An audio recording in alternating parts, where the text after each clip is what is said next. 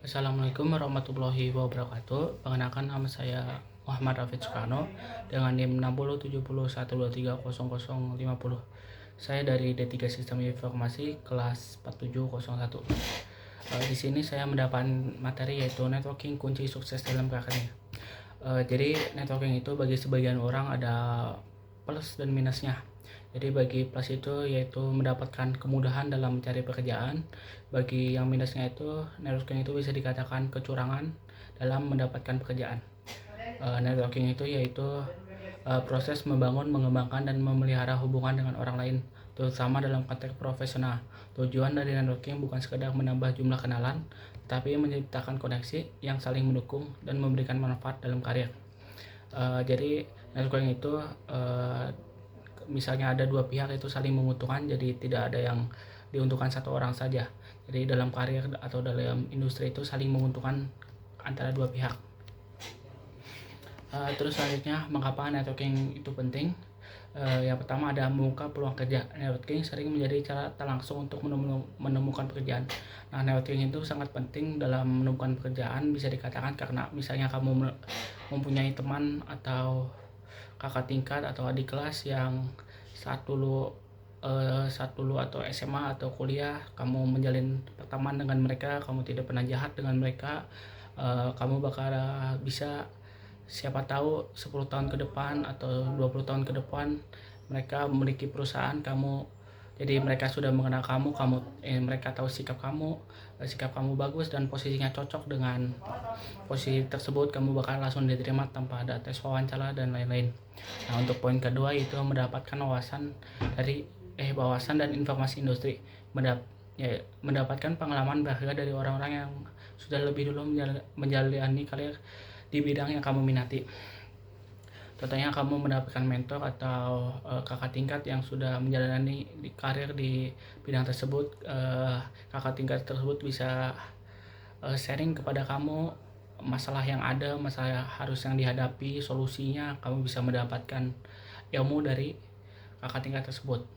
Terus yang poin ketiga yaitu membangun reputasi profesional. Memiliki hubungan baik dengan banyak orang, membangun reputasi sebagai profesional yang kredibel dan dapat diandalkan. Nah, dengan membangun reputasi yang profesional, kamu bisa dianggap orang yang berpendidikan atau yang lain, seperti misalnya kamu menjadi dosen, kamu bakal dianggap profesional dan reputasi kamu tuh pasti baik. Nah, yang keempat itu ada memperoleh mentor dan dukungan.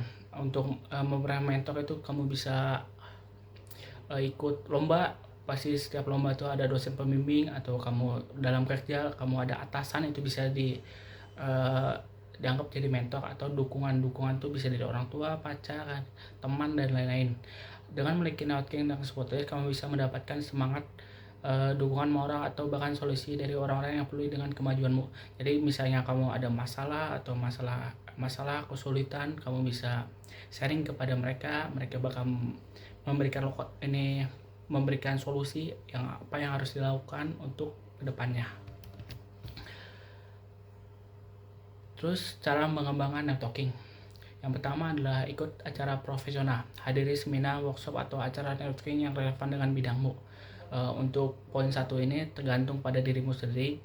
Misalnya kamu introvert, kamu bakal susah untuk poin satu ini karena kamu susah untuk berkenalan. Untuk saran saya yaitu kamu harus keluar dari zona nyaman, karena dengan keluar dari zona nyaman kamu bisa berkenalan dengan orang-orang tersebut.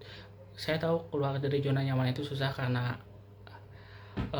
bukan kebiasaan kamu, tapi pelan-pelan akan bisa. Dengan keluar dari zona nyaman, kamu bisa berkenalan dengan pertama, misalnya kamu dengan sebelah kiri kanan lebih dahulu berkenalan, bisa asal kerja di mana, kuliah di mana, kamu di bidang apa kerjanya. Nah, kamu bisa sharing-sharing, bisa bertukar LinkedIn atau Instagram atau WA. Nah, setelah kamu sharing-sharing tersebut, siapa tahu nanti kamu bisa mendapatkan project bareng dengan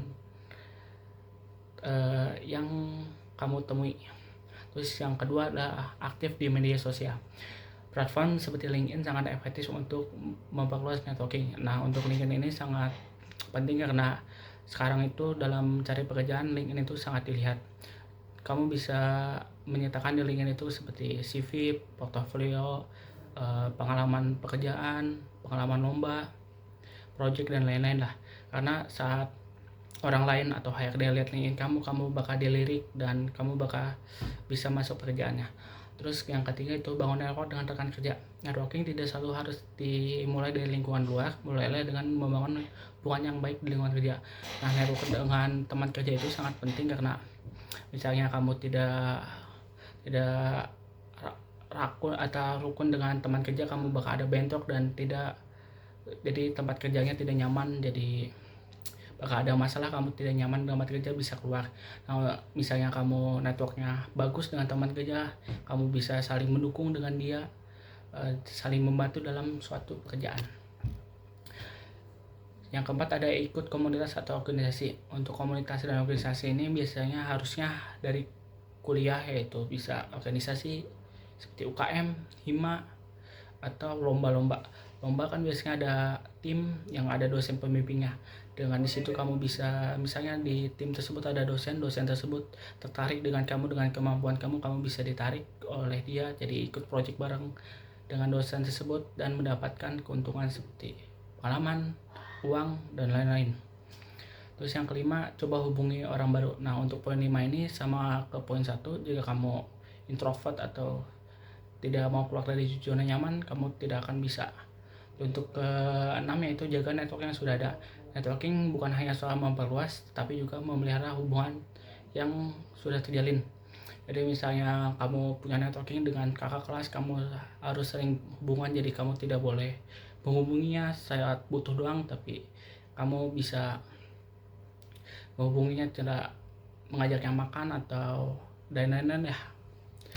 Terus selanjutnya kesalahan yang harus dihindari. Yang pertama, hanya menghubungi saat butuh. Nah, ini sama seperti sebelumnya, menghubungi seorang hanya ketika membutuhkan bantuannya. Membuat hubungan ini terasa tidak tulus atau oportunis. Jadi misalnya seperti yang dikatakan saya tadi, misalnya kamu tidak boleh mengandalkan dia doang, bukan maksudnya mengandalkannya itu tidak datang hanya butuhnya doang, tapi kamu misalnya dia ada masalah, kamu membantu memberi solusi dan lain-lain. Nah, untuk poin kedua yaitu tidak mendengarkan dengan baik. Seorang terlalu banyak bicara tentang diri sendiri tanpa memberi kesempatan orang lain berbagi pandangan atau pengalaman. Jadi ini bisa terjadi saat kamu berkumpul sama tim atau saling sharing, jadi kamu sedang berbicara, misalnya dipotong oleh teman lain, yaitu kamu kayak tidak dihargai omongan kamu di sana. Jadi kamu harusnya menghargai omongan orang lain, karena siapa tahu orang tersebut ada ketertarikan sama kamu, bisa jadi ditarik ke perusahaannya, bisa jadi pacar atau dan lain-lain lah. Terus yang ketiga, terlalu fokus pada diri sendiri, lupa menawarkan bantuan atau nilai kepada orang lain sehingga hubungan menjadi satu arah. Ini sama aja seperti yang poin 1, jadi harus menguntungkan kedua belah pihak intinya. Yang keempat itu tidak konsisten dalam membangun hubungan, jarang berinteraksi atau hanya ada acara tertentu tanpa menjaga hubungan secara berkelanjutan. Jadi kamu bisa dikatakan orang sibuk atau orang yang kacang lupa kulitnya, jadi hanya datang saat butuhnya doang, tidak tahu terima kasih, jadi tidak menghargai ajakan orang lain saat ingin bertemu. Tadi saya seperti itu, tapi saya akan menjelaskan dikit networking itu seperti apa. Misalnya saya punya adik kelas atau kakak kelas saat SMA, jadi 10 tahun ke depan atau 20 tahun ke depan saya misalnya kena tilang di Bandung, karena saya tidak membawa SIM, pas saya ingin ditulis surat tilang, ternyata polisi tersebut adalah kakak kelas atau adik kelas saya, jadi saya dibantu oleh dia. Bukan dibantu, maksudnya dibantu diloloskan dengan cara kita saling kenal, jadi kita berbincang bagaimana kabar saya dengan kabar saya, terus saya menanyakan kabar dia. Jadi setelah itu kita berbincang, tiba-tiba saya diloloskan oleh dia. Karena apa? Karena kita berteman baik dengan dia. Nah, sekian dari saya. Terima kasih.